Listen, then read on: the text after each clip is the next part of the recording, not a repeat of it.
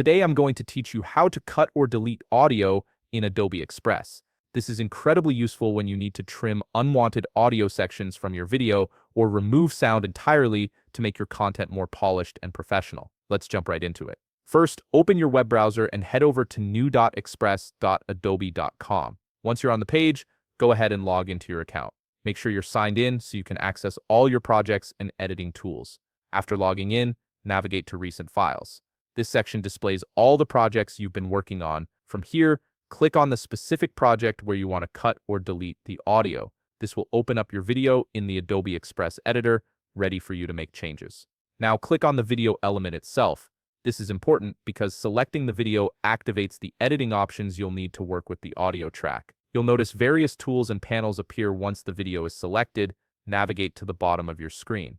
Here you'll find the green audio track bar positioned right below the video track. This bar represents the audio attached to your video and is where you'll make all your edits. It's designed to give you a clear visual of the audio timeline so you can see exactly what you're working with. Next, position your cursor at the start of the audio section where you want to make the cut. You can place it either at the beginning or at the end of the section you want to trim. Once your cursor is in position, adjust it from left to right to select the precise portion of audio you want to cut. This step gives you complete control over which parts of the audio remain and which parts get removed.